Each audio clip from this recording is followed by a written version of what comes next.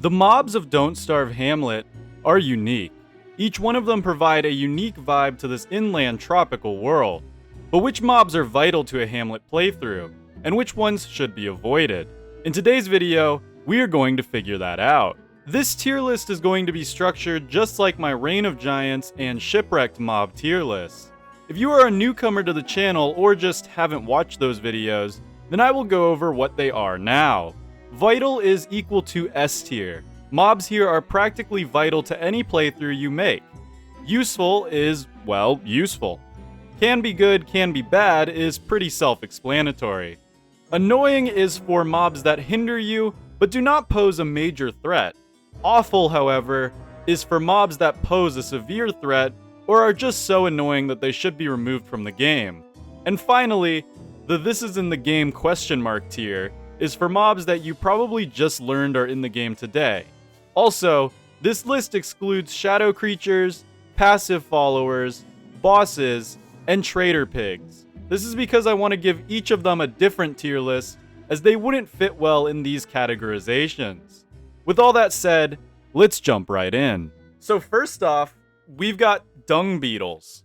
Now, dung beetles are honestly, they can't be bad. They can't be bad. So I'm just going to put them in useful. They're a really good source of early flint because of their dung balls. You can actually raid their dung balls and not take any sanity damage. Don't got much to say about these guys. They're just overall useful. We've got the glowflies. They're useful. I would say vital. They're a high tier useful. Definitely more useful than these guys because you can get light bulbs from them if you are smart about taking out plenty of them. They go down in one hit like butterflies and whatnot. They provide light. So let's say your torch runs out in the middle of the night and you don't have any resources. Just go find one of these guys and you'll be good to go. They'll save you from Charlie. We're gonna move on to the larva. Or the cocoon, I guess this is called. Technically, the glowflies are the larva, and the cocoon is the transition period. We're gonna put it here because it's only for that specific final day of temperate season will you see these guys, and that's if you go into the forest. They don't do anything. They'll normally get attacked by all of the snap-tooths and spider monkeys in the jungle and be taken out that way. And then literally a day after they spawn, they turn into these guys, which brings us into our next creature, the rabid beetle. And yes, these guys are annoying, but they can make you a lot of money. When you take these guys out, they drop chitin. I believe you can sell chitin for a decent chunk of change. And let's say you get a ton of these guys following you and you use the bug begone spray. They will all get taken down and drop a ton of chitin. I'm going to put them in can be good, can be bad for that reason. Mants can be good, can be bad. Here's the reason. Generic mants can be tamed if you get the Pharaoh Stone.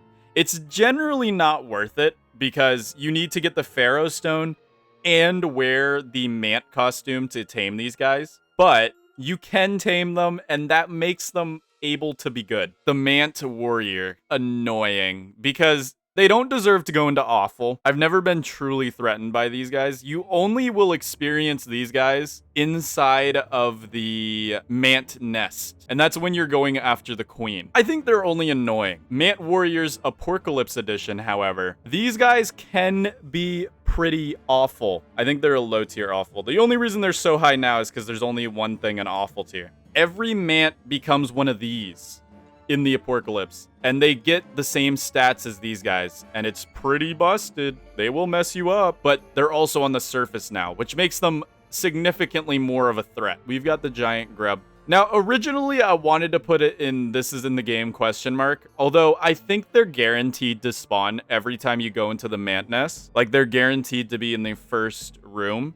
Or at least that's been my experience every single time. However, I don't interact with them that much. So I think they're just going to get a low tier annoying. You can generally go by these guys super quickly when you first see them. And then I never see them in any of the other rooms. That's why I almost wanted to put them in the this is in the game ?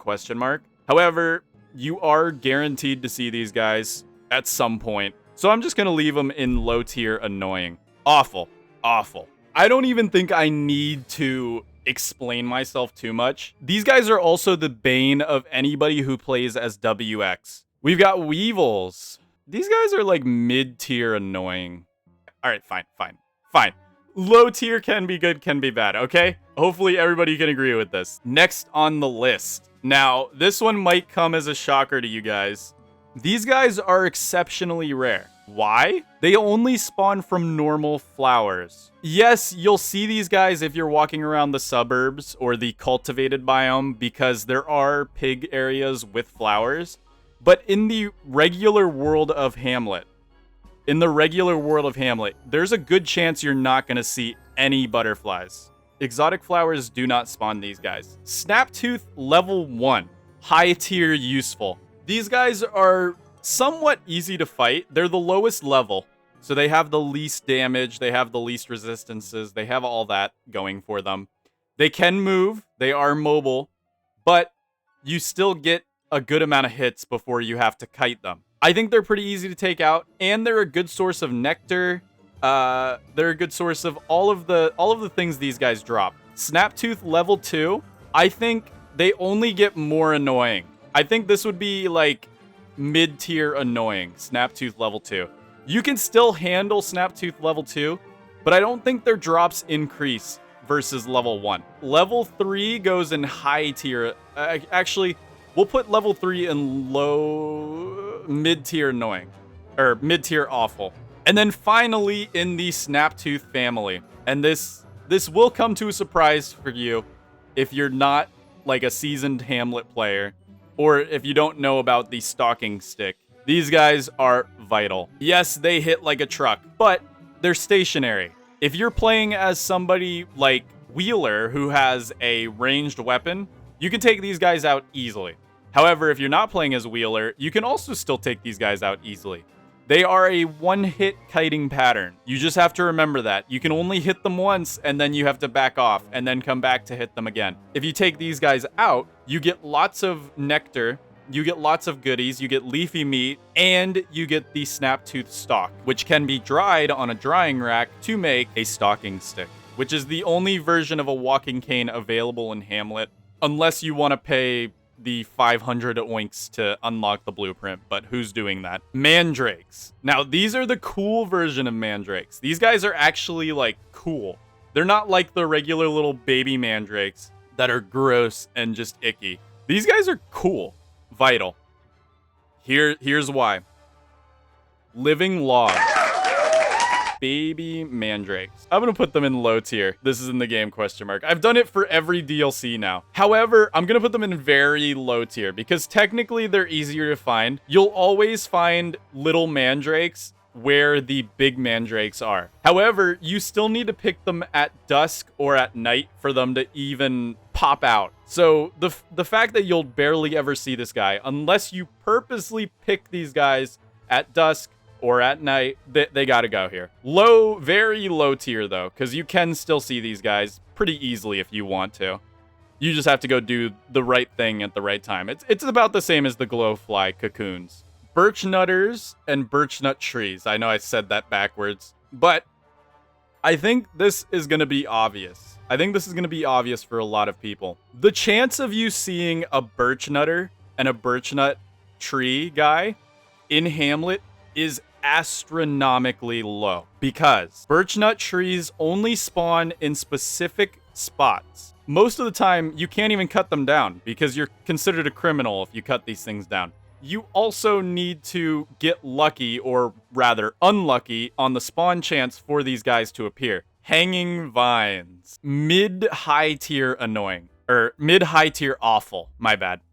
They're more than annoying. The reason for this is because they're very easy to deal with. You can just walk away from them. But I dislike any enemy in this game that can make you drop items. Not only do they make you drop items, but they make it almost impossible to pick up that item again without them hitting you again and then you dropping more items. They're not necessarily difficult to deal with, but their drops don't justify how annoying they are. So that means they go into awful. And that is where I'm keeping them. Hippopotamuses. These guys get probably the highest tier useful. Yes, they make sailing a pain because they will cause waves everywhere. So, however, they are by far the easiest source of large meat in Hamlet, in my opinion. High tier useful.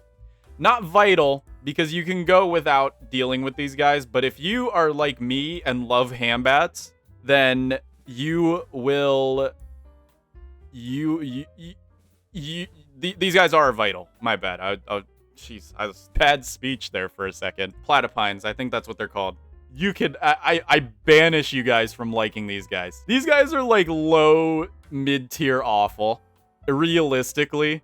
Actually, no, they're high tier annoying. Because they don't pose any threat to you, really. Like, they do attack back, but you can stun lock them, and you don't have to worry about them. However, the reason they are high tier annoying is they will drain any of the pawns of all of their Lotus Root. If you don't know, Lotus Roots are the best way to gain sanity. They're just so annoying. Oh, wait. I just realized what's next, guys. I just realized what's next. Picos don't pose an actual existential threat. However, they have still earned their spot in high mid-tier awful. If you don't know why, go ahead and go play Hamlet and try to do anything that involves cutting down tea trees. All right? Try to go get yourself some teapots. I dare you. Now, the orange picos get a little bit of a break. In fact, I would say orange picos are just very high tier annoying, only because you can make tea with them, and technically tea is a very good alternative to coffee in Hamlet. Coffee is obviously superior, but you can make tea. Spider monkeys. I think I'm going to put them in low tier useful.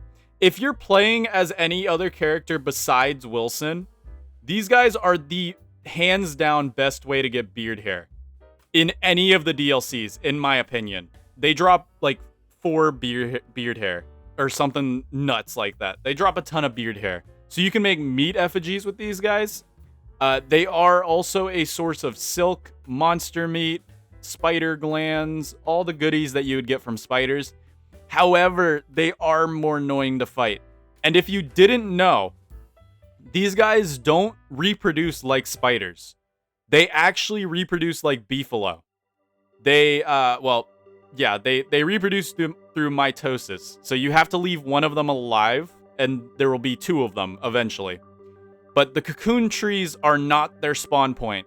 A lot of people think that the cocoon trees are their spawn point. It's not. The cocoon trees are a byproduct of spider monkeys being around. So yeah, I think these guys are low tier useful. We've got Pigguard, low tier, actually more vital than Mandrakes, but less vital than Snaptooth. Actually, no, these guys are high tier vital. These guys are high tier vital. And I'm going to give my explanation before looking at chat, all right?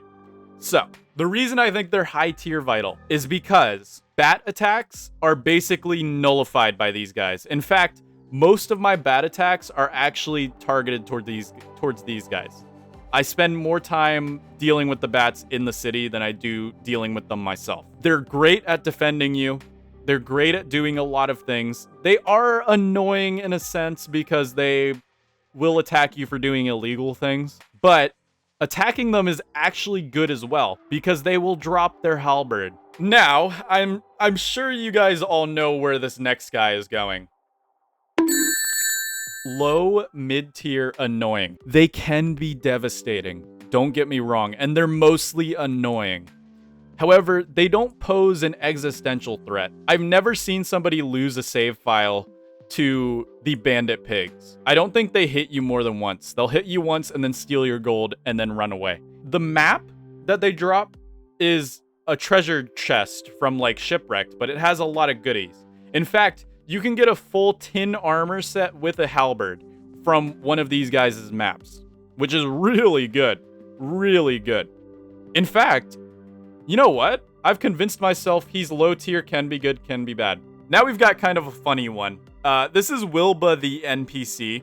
Now, she doesn't technically fit on any of these because she's not actually a mob that you'll interact with a lot in this version. In fact, you know what? For realism's sake, I'm going to put Wilba in this is in the game question mark. Because we're talking about the NPC here, not the character. And let's be real. How many people are going into the Pig Queen's palace? And I mean, yeah, you'll find her if you go into the bedroom area. But how many people know that the bedroom area is there? I'll be totally honest with you. A lot of my first playthroughs of Hamlet, I went into the palace and I thought that it was just a one-room thing. That other room is so hidden. And yes, it's obvious once you understand how the map works and everything. But and in fact, we'll put her like really, really low tier. This is in the game question mark. But yeah, we have got the Pangolin. Let's put them in like in mid tier, a little higher than Mance. Definitely higher than Mance, actually. In fact, we'll go ahead and rearrange this like this. I think they can be good and they can be bad. You can feed them golden dust for a chance for them to poop out a golden nugget, but it's only a chance. It's only a chance. There's a good chance they'll scam you. In fact, I've been scammed by these guys many times before. In fact, I wouldn't say they're better than thieves, believe it or not. I wouldn't say they're better than them. I say they're perfectly mid-tier. I would say they're perfectly mid-tier.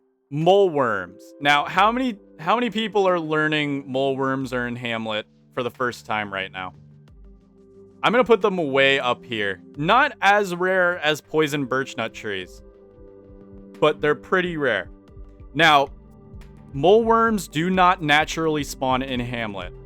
They only spawn during earthquakes. I just dropped my owl. That hurt. And I believe you have to manually start earthquakes in Hamlet, if I'm correct, because you have to mine like the things. Oh boy. Oh boy. Now I'm hoping that me and chat can agree with both of these. I'm hoping we can all agree about this. I'm putting both of them here. The Apocalypse version. The Apocalypse version is slightly worse than the normal version. Here is why. Vampire bats. This one's actually hard. But I think I know where I want to put these guys. Top of can be good, can be bad. Hear me out. Yes, they can be incredibly annoying, especially because they spawn in a shorter period compared to hounds. If you guys didn't know, these guys are the hounds of Hamlet. They will spawn every 4 days, unless you're in the Apocalypse, because in the Apocalypse, they'll spawn every day.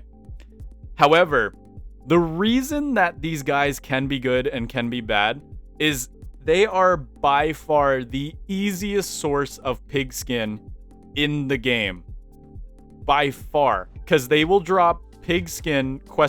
Which is literally just pig skin reskinned as bat skin.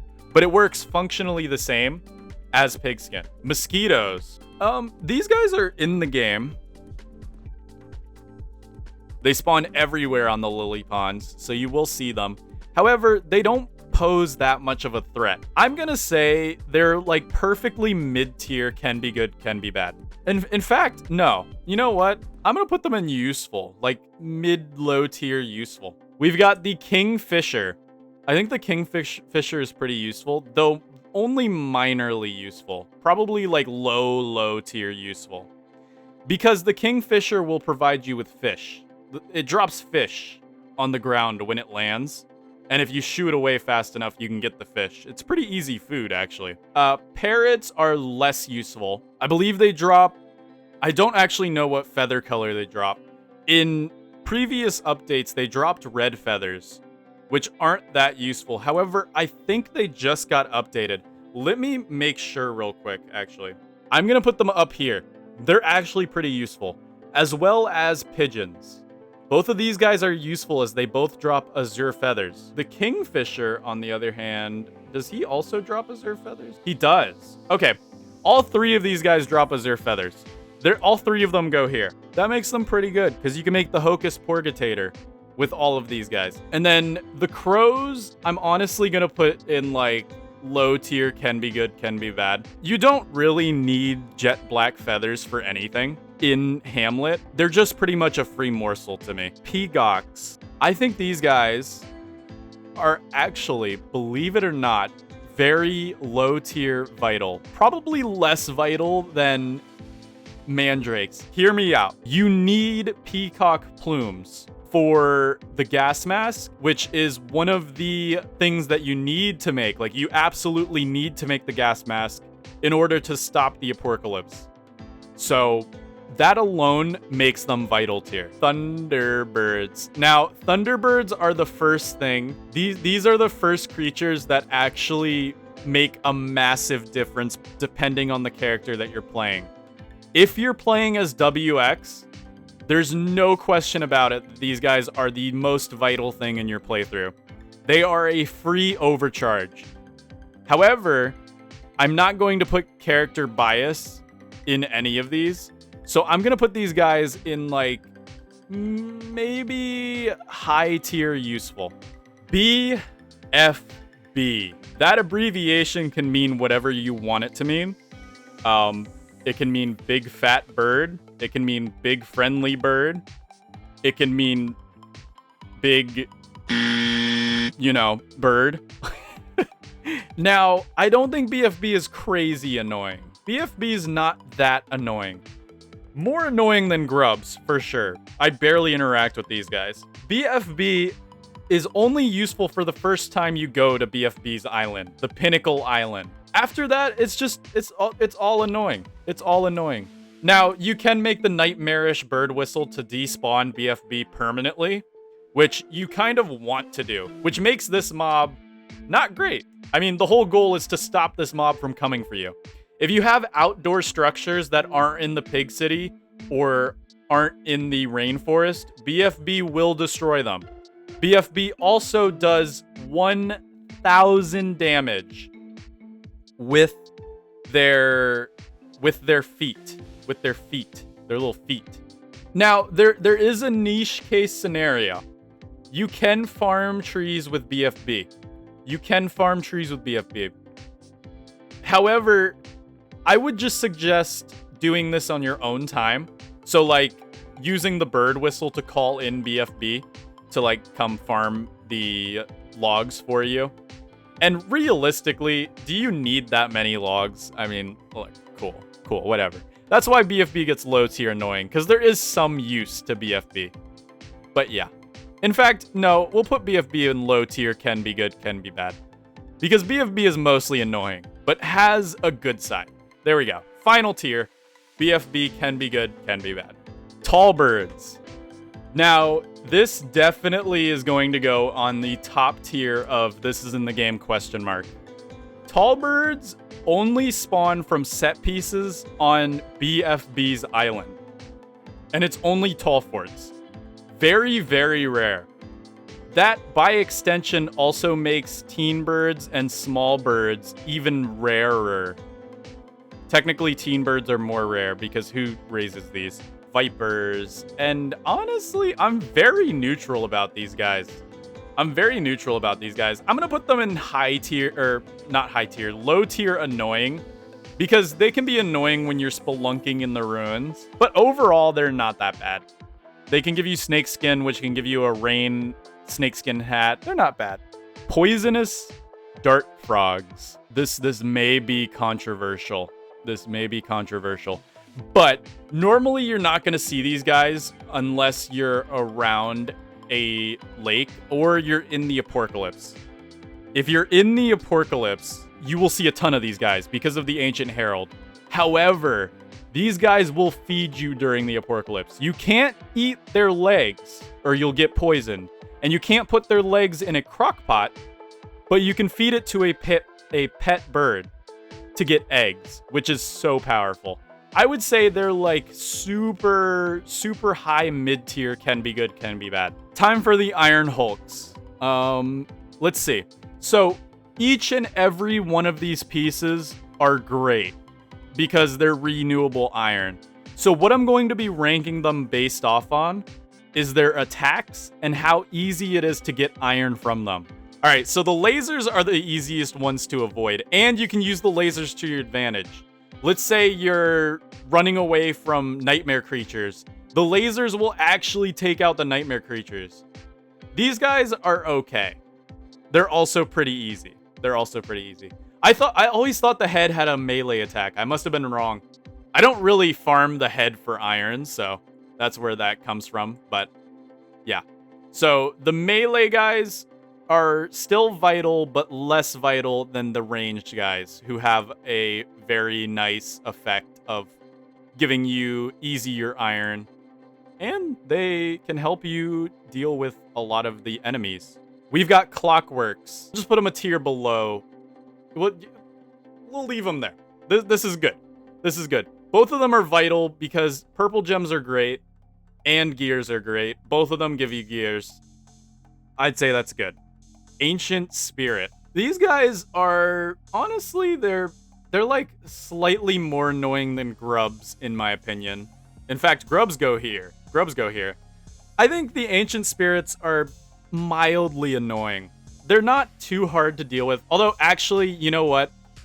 If we're considering them in their Apocalypse form, they actually are less annoying than Picos, but more annoying than most of these guys. Because for some odd reason, Clay decided to let these guys trigger pressure plates. So if you go down into the ruins during the Apocalypse, be ready to have every door shut. Be ready to have all of the traps being activated because these guys trigger pressure plates for some reason. All right, we're down to the final 4. Well, technically final 2. These 2 are here for reasons. Krampus is not much different in Hamlet. I'm going to put Krampus in like less than spider monkeys for sure. Krampus is very niche in my opinion, especially for Hamlet, because arguably you don't need the Krampus sack if you already are getting set up in Hamlet. Here's why. If you have Hamlet active, you also can get the Vortex Cloak, which is, in my opinion, the best backpack in the game, especially now that they finally updated Console Edition, Switch Edition, all of that.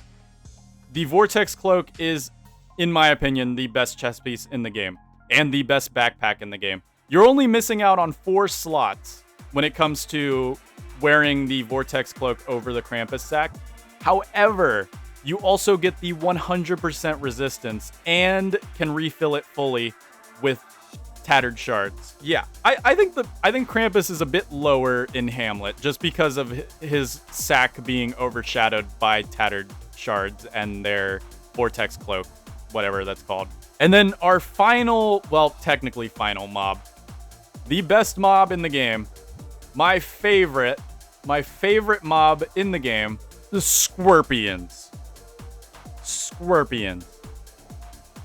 If you guys watch my streams, you'll understand my hatred for these guys. I absolutely hate them. They're awful. Best mob in the game. I'm not gonna say anything about these guys because I'll start yelling into the mic. You'll all go deaf. I'm serious. I hate these guys so much. I hate them. We have the chicken. This one's high tier vital. If you haven't experienced this, then I don't know what you're doing. Awful little creatures. Awful, gross little creatures. They're not even in Hamlet. They deserve to go in the most high tier awful. And I'm sure everybody knows why. And with all that, here is our final tier list. If you enjoyed this video, then you know what to do to support my channel. If you disagree with any of my rankings, please let me know in the comments below.